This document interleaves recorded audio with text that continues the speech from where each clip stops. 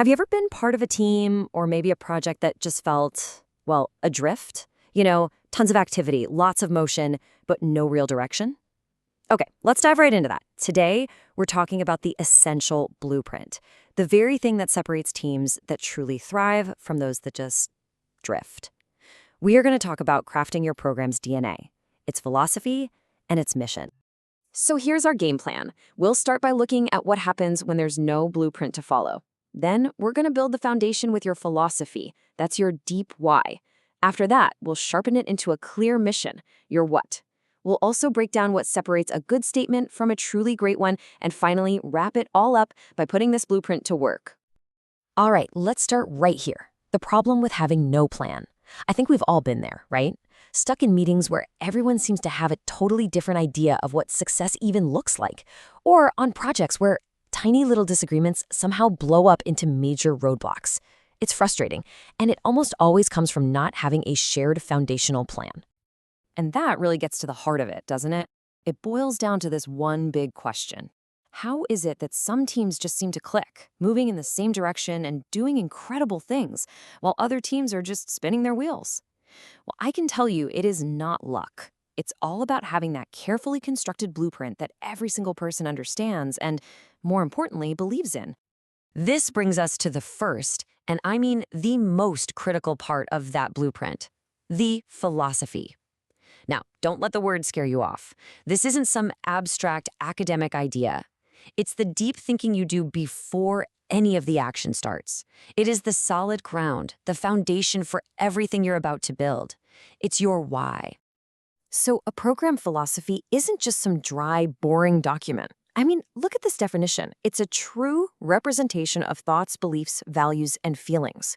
You should really think of it as the collective soul, the actual DNA of your program. It's what gives all the work you do real meaning.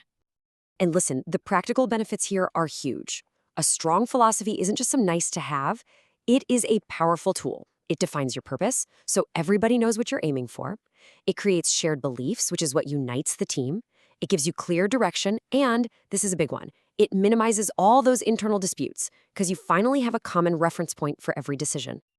At the end of the day, your philosophy has to answer this one fundamental question. It doesn't matter if you're leading a sports team, a software project, or a nonprofit. This is the ultimate acid test. Why does this matter to the people you're trying to serve? If your philosophy can't answer this question loud and clear, it's probably time to head back to the drawing board. So how do you actually build one of these? Where do you even start? Well, you start by asking the right questions. These 4 questions right here are the essential pillars. Number 1, what is our ultimate purpose? 2, why do the people we serve actually need this? 3, what can we realistically deliver, and how are we going to do it? And finally, 4, what are the big picture goals we're shooting for? Answering these honestly, that's how you pour the foundation. Okay, so you've done all that deep work. You've figured out your why. Now it's time to distill all of that thinking down into your what. This is your mission statement. Think of it as your program's North Star. The key words here, the magic words, are brief and summary. A mission statement doesn't replace your philosophy. Not at all. It's the sharp, memorable, public-facing expression of it.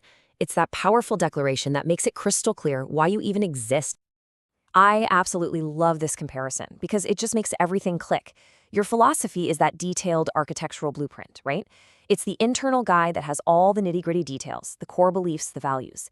But your mission? That's your North Star. It's the external rallying cry that everyone inside and out can see and follow. It makes sure every single decision keeps you moving in the right direction. Okay, so you've written a philosophy and a mission. Great, but how do you know if they're any good? Let's talk about how to go from just having these statements to having statements that actually work. This is basically your checklist for excellence. First up, let's look at the red flags. A weak statement is just vague. It's full of corporate jargon and buzzwords that sound nice but don't actually mean anything. It's unfocused, and this is so important, it feels totally disconnected from what the team actually believes. Here's a good test. If your mission statement could apply to any company on the planet, it's probably too weak.